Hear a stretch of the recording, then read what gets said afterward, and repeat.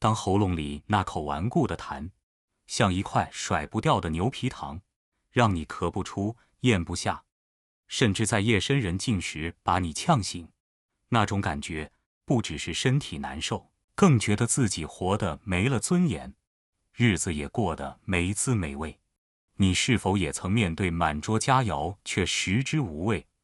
是否想开怀大笑，却害怕引来一阵惊天动地的咳嗽？欢迎来到百川汇养生。今天我们要分享的不是深奥的医学理论，而是一位朋友充满泪水、挣扎与最终喜悦的亲身经历。故事的主角曾因一口痰失去了他生命中最宝贵的东西，也因为这口痰，他意外地找到了一种能让身心重获新生的智慧。这个故事或许能为同样被顽痰困扰的你点亮一盏希望的灯。今天就让我们来听听方雅音女士的故事。我叫方雅音，今年66岁。在我人生的前63年，我一直以为我的世界是由音符和歌声构成的。我曾是国中音乐老师，也是我们社区忘年交合唱团的创团元老和领唱。我先生总爱开玩笑说，我的嗓子是被天使吻过的，清亮饱满，能把任何一首平凡的歌唱出不一样的味道。那时候唱歌对我来说真的就跟呼吸一样自然。我从没想过有一天呼吸会变成一件痛苦的事，而歌唱会成为一个遥不可及的梦。这一切都要从3年前那个秋天说起。一场突如其来的重感冒让我发了好几天高烧，烧退了，人也虚脱了一层，但最要命的是那仿佛无穷无尽的咳嗽和浓痰流了下来。一开始我并没太在意，谁感冒不咳几声呢？我以为养养就好了，可谁能想到这一养就是3年，而那口痰不但没消失，反而在我的喉咙深处扎了根，成了我喉咙里赶也赶不走的怪东西。那是一种怎样的折磨啊！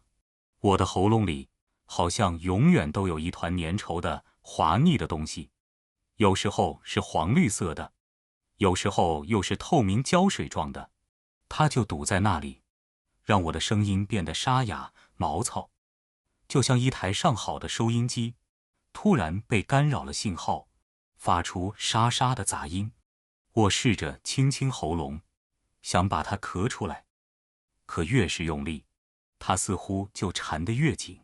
每天早上起床的第一件事，就是在厕所里惊天动地的咳，咳得满脸通红，眼泪直流，咳到最后，感觉5脏6腑都要咳出来了，可出来的却只是那么一星半点，喉咙里的异物感却丝毫不减。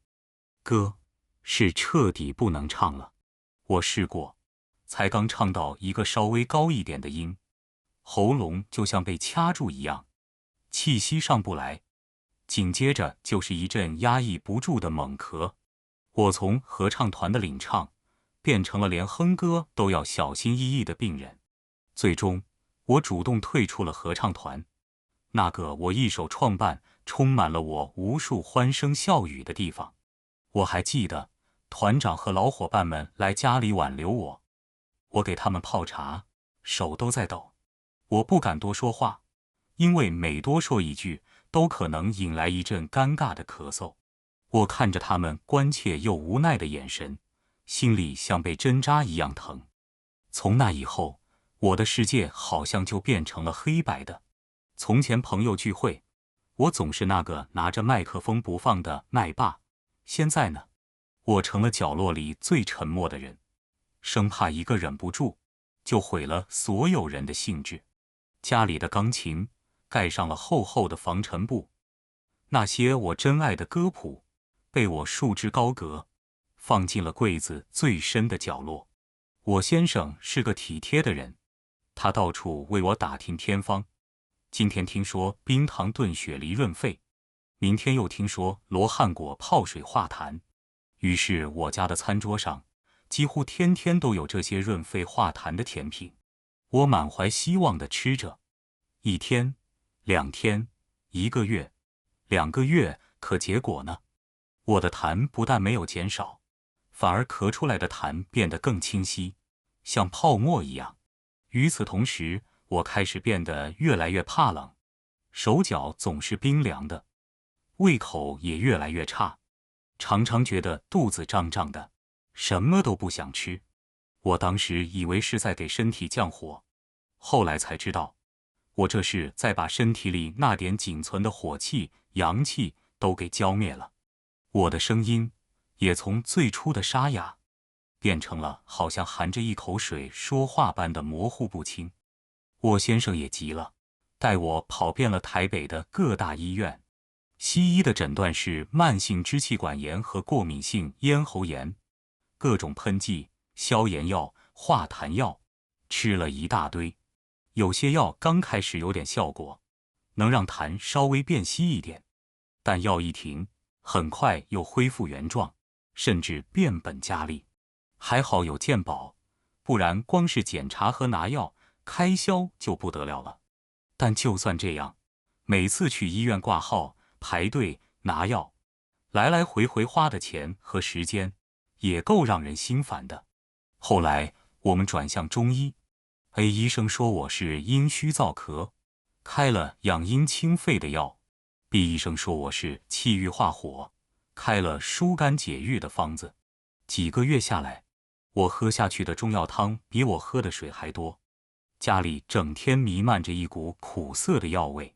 我的身体就跟一块试验田一样，让各种说法、各种药轮流折腾，但就是没好转。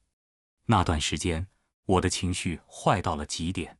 我当老师退休，1个月退休金也有个5、6万块新台币，生活不愁。可身体这样，有再多钱也没用啊。白天，我对着窗外发呆，感觉自己像个废人。晚上，最怕的就是深夜。夜深人静时，喉咙里的痰好像就成了精，不断地往上涌。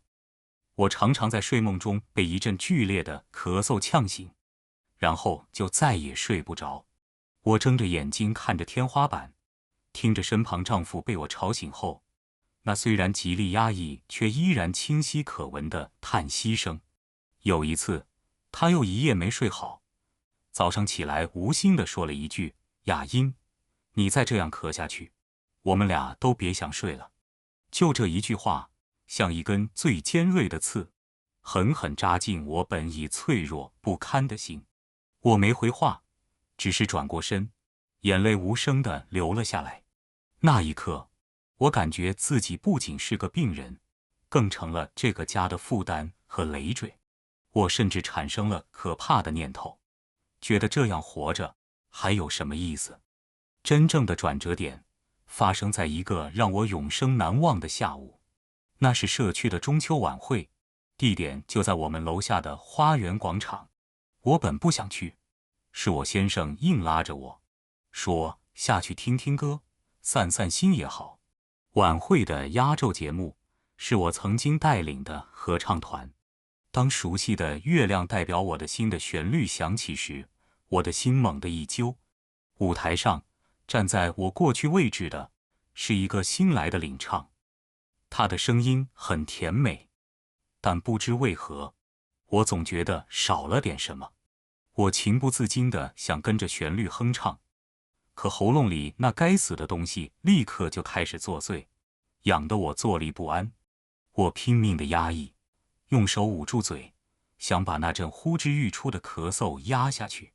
然而，当歌曲进入副歌，情绪最高昂的部分时，我彻底失控了。咳咳咳咳咳咳，那阵咳嗽来得又猛又急，像要把我的肺都咳出来一样。周围所有人的目光齐刷刷地投向我，舞台上的歌声停了，音乐也停了。我看到了老团长惊愕的表情，看到了伙伴们担忧的眼神，更看到了我先生那张写满了尴尬和心疼的脸。那一刻，我感觉自己像个小丑，在一个本该属于我的舞台前，上演了一场最狼狈的独角戏。我再也待不下去了，捂着嘴，几乎是落荒而逃。我一路跑回家，关上门，背靠着门板滑坐在地上，放声大哭。那是我生病以来哭得最伤心、最彻底的一次。哭过之后，是一种彻骨的绝望。我觉得我的人生可能就要在这一声声的咳嗽中走向终点了。我打开柜子，想把那些歌谱全都扔掉，眼不见为净。就在我翻动那些已经泛黄的纸页时，一本小小的皮质封面的通讯录掉了出来。我捡起来，掸掉上面的灰尘，一页页的翻看。那上面记录着我从年轻到现在的许多朋友和师长。当我翻到其中一页时，我的手指停住了。上面写着3个字：廖文新，廖老师，我的启蒙声乐老师。我的脑海里瞬间浮现出一位满头银发、腰板挺直、眼神温润的老太太。她是梨园世家出身，年轻时是小有名气的京剧演员，后来才转到学校教声乐。我跟她学唱歌的时候，她已经快60岁了，但那嗓音清亮通透，气息悠长，唱起范本来，我们这些年轻学生都自愧不如。算起来，他今年该有85岁高龄了。我记得几年前在一次师生聚会上见过他，当时他依旧精神矍铄，说起话来声音洪亮，完全不像个80多岁的老人。一个念头像一道微弱但执着的光，划破了我心中的黑暗。或许老师有办法，他们唱戏的人最讲究的就是保养嗓子，会不会有什么我们不知道的老方法？这个念头一旦升起，就再也无法遏制。但随之而来的是犹豫，人家还记得我吗？都这么多年了，这么冒昧上门，会不会太唐突了？我对着那本通讯录哭坐了半个小时。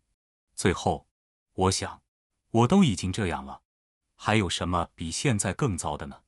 我像一个溺水的人，决定要去抓住那最后一根浮木。第二天，我怀着忐忑不安的心情，按照通讯录上的旧地址找到了廖老师的家。那是一栋有些年头的公寓，楼道里很安静。我站在门口，深吸了好几口气，才敢按下门铃。门开了，开门的正是廖老师。他比我记忆中更清瘦了一些，但精神头十足，满头的银发梳理得一丝不苟。他看到我，先是愣了一下，然后立刻笑开了，那笑容温暖得像冬日的阳光。是雅音啊，快进来，好多年不见了。他拉着我的手，声音温润而有力，完全没有一丝老态。就这一句话，让我的眼眶瞬间就红了。在客厅的沙发上坐下后，廖老师给我泡了一壶热茶，闻着氤氲的茶香，我积压了3年的委屈、痛苦和绝望，再也忍不住，全都倾泻了出来。我像个受了委屈的孩子，对着这位白发苍苍的老师，声泪俱下地讲述着我的遭遇，从声音变哑，到退出合唱团，再到昨晚的公开出糗。廖老师没有打断我，他只是静静地听着，不时地给我添上热茶，眼神里充满了慈爱和怜惜。等我哭够了，说完了，情绪也渐渐平复下来，廖老师才缓缓开口。他没有说任何安慰我的空话，而是问了我一个问题：雅音，你觉得你喉咙里的痰是从哪里来的？我愣住了，下意识地回答：不是从肺里来的吗？廖老师摇了摇头，他拿起茶几上的一个橘子，对我说：你看，我们都说橘子皮、陈皮能化痰，但你有没有想过，烂掉的橘子里面也会生出一包酸水，那包酸水不也像我们身体里的痰吗？他顿了顿，继续说，我们身体里有个器官，就像这个橘子皮，负责管理身体里的水分，把它变成我们能用的好东西。这个器官，中医叫脾。如果这个脾的功能弱了，它就没办法好好工作，喝进去的水，吃进去的食物就不能变成营养，反而会变成一堆湿哒哒的垃圾。这个垃圾就是痰湿。所以中医有句话叫脾为生痰之源，肺为储痰之器。肺只不过是装垃圾的仓库，真正的垃圾工厂在你的脾胃啊。接着他又问我，你之前是不是吃了很多梨子、罗汉果之类的东西？我惊讶地点了点头。廖老师叹了口气，傻孩子，那些东西都是寒凉的，你的脾胃本来就虚弱了，就像一堆快要熄灭的炭火，你还不停地往上浇冷水，那火怎么可能旺得起来？火灭了，垃圾自然就越来越多，越来越清不掉了。你这是典型的寒痰，方向从一开始就搞错了。老师的一席话如醍醐灌顶，让我目瞪口呆。我从来没想过，这口痰背后还有这么多我完全不懂的道理。我之前所有的努力，竟然全都是南辕北辙。我急切地问，那老师，我该怎么办？还有救吗？廖老师笑了，他说，我们唱戏的人，嗓子是饭碗，最怕的不是嗓子哑，而是痰锁喉。对付这东西，光靠吃药、吃东西是不行的，那都是从外面使劲。真正厉害的，是要学会从身体里面使劲。我们祖师爷传下来一个保养嗓子的小诀窍，不花钱，但讲究的是恒心，做对了，比吃很多补品还有用。这个方法叫引龙出海。引龙出海，我好奇地重复着这个充满气势的名字。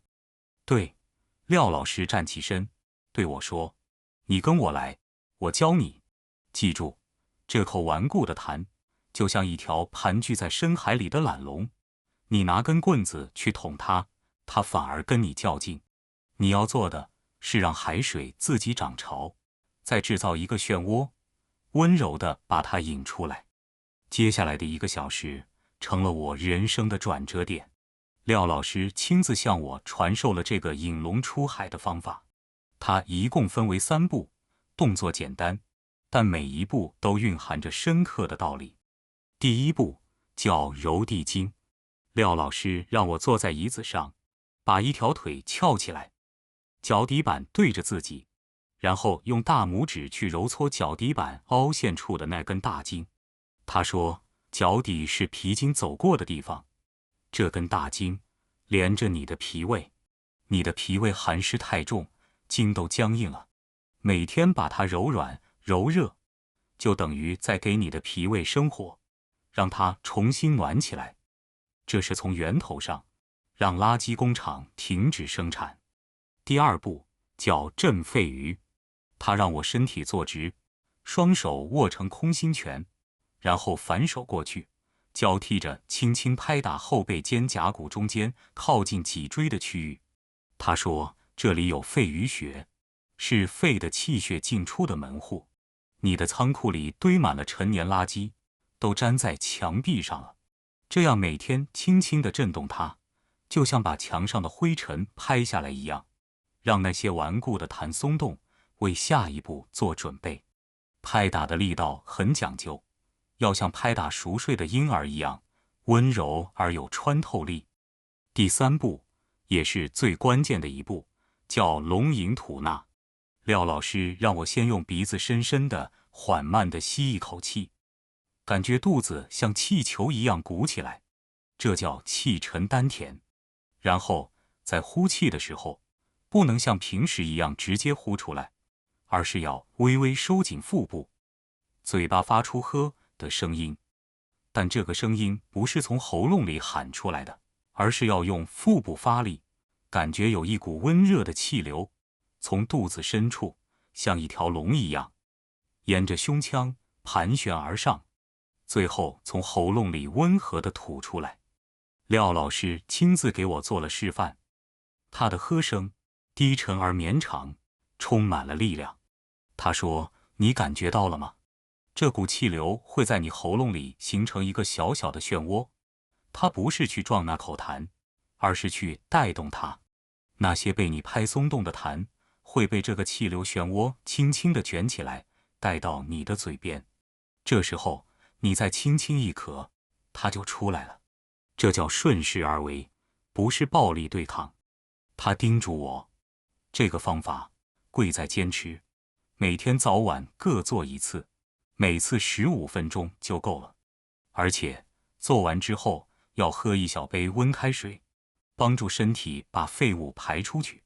我像一个即将溺毙的人抓住了救生圈，把廖老师的每一句话、每一个动作都牢牢地记在心里。回家的路上，我感觉脚步都轻快了许多。那不仅仅是一个方法，更是一种全新的认知，一种对自己身体的信心。从那天起，我雷打不动地开始练习引龙出海，我把它当我一天中最重要、最神圣的功课。一开始，我做得很笨拙，揉地筋时，那根筋又硬又痛，一碰就钻心的疼；拍打肺俞穴时，也总找不准位置。最难的是龙吟吐纳，我总是习惯性的用喉咙去用力，结果气没吐出来，反而又引来一阵咳嗽。但我不气馁，我想着廖老师的话，想着我失去的歌声，一次不行就2次，2次不行就10次。我每天对着镜子，感受腹部的起伏，体会气息的流动。渐渐的，我摸到了一点门道。我发现，当我真的放松喉咙，把注意力完全集中在肚子上时，那股温热的气流真的出现了。奇迹就在这一点一滴的坚持中悄然发生。练习了1周后，我惊喜地发现，揉地筋的时候，那根筋不那么疼了，变得柔软了一些。更重要的是，我咳出来的痰不再是以前那种粘稠的胶水状，而是变得稀薄，更容易咳出了。练习了1个月后，我感觉喉咙里的异物感大大减轻，好像那块压了我3年的大石头变小了，变轻了。有一天，我洗碗的时候，收音机里放着邓丽君的歌，我竟不自觉地跟着哼了起来。虽然声音还有点涩，但没有引发咳嗽。我停下手中的活，愣在原地，眼泪一下子就涌了出来，那是喜悦的泪水。练习了3个月后的一天清晨，我照例在阳台上练完功。那天阳光特别好，暖洋洋的照在身上。我迎着朝阳，深深地吸了一口气，然后试着唱出了那首在晚会上让我狼狈不堪的《月亮代表我的心》。你问我爱你有多深，我爱你有几分？歌声从我口中流淌出来，虽然还没回到巅峰时期的饱满，但已经很清亮顺畅了。最重要的是，它没有一丝一毫的阻碍。我一遍又一遍地唱着，感觉那歌声穿透了晨雾，飞向了远方。那一刻，我感觉自己又活过来了。我喜极而泣，那种失而复得的狂喜，是任何语言都无法形容的。我的世界重新变回了彩色的，我又回到了合唱团。当我再次站在伙伴们面前，唱出第1个音符时，我看到了他们眼中那又惊又喜的泪光。在年度招新表演上，我再次作为领唱，站在了舞台中央。一曲唱毕，台下掌声雷动。我没有独享这个方法，在征得廖老师的同意后，我将这个引龙出海的方法，根据我自己的体会，改编成了一套更容易记忆和学习的清嗓健肺操，在社区的活动中心免费开班教学。没想到，来学习的人络绎不绝，有跟我一样被顽痰困扰多年的老病号，有因为抽烟嗓子沙哑的中年人，甚至还有想保养嗓子让声音更好听的年轻人。看着他们一个个从愁眉苦脸到慢慢露出舒展的笑容，听着他们分享自己身体的积极变化，我找到了一种比独自站在舞台上唱歌更深切、更广阔的快乐。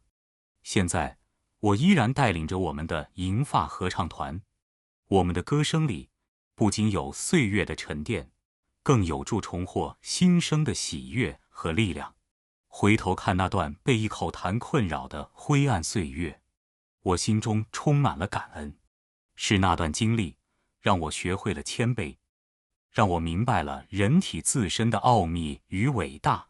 也是那段经历让我的人生，没想到在我这个年纪又活出了新的滋味和意义。我终于明白，真正的歌唱不仅是用喉咙，更是用一颗被疗愈过、充满爱与感恩的心。人到了一定年纪，身体难免会出现各种小毛病，就像方雅英女士一样，一口看似不起眼的痰，却能极大地影响我们的生活品质和精神状态。她的故事告诉我们，许多时候，我们之所以感觉不适迟迟没有改善，并非不够努力，而是努力错了方向。盲目地对抗身体的症状，不如静下心来，学习倾听身体的声音，理解它发出的信号。脾为生痰之源，肺为储痰之器。这些流传千年的中医智慧，并非玄学，而是我们祖先在长期实践中总结出的宝贵经验。有时候，解决复杂问题的方法，往往就藏在最朴素的道理之中。引龙出海这个方法，核心就在于温养脾胃和顺势引导，它调理的不仅是肺，更是整个身体的机能。最后，我们想特别提醒大家，这个方法是一种传统的养生保健操，可以帮助调理身体，但每个人的体质不同，效果也因人而异。如果您的症状严重，还是要先咨询专业的医生哦。希望这个充满智慧的方法也能帮助到正在受此困扰的您。请记住，最好的医生就是我们自己，强大的疗愈力量就蕴藏在我们的身体之内。今天的故事是否也触动了您呢？您或您身边的亲友是否也有过类似的困扰？您是否尝试过什么特别有效的化痰方法？非常欢迎您在下方的评论区留言，分享您的经验与感受，让我们一起交流，彼此温暖。如果您觉得今天这个故事，哪怕只有一句话对您有所启发，就请您按个赞，并且把它分享给那些可能也正需要这份提醒和力量的亲朋好友。记得订阅我们的百川汇养生，并打开旁边的小铃铛，这样您就不会错过我们未来每一个用心讲述的充满智慧与温度的人生故事了。感谢您的聆听与支持。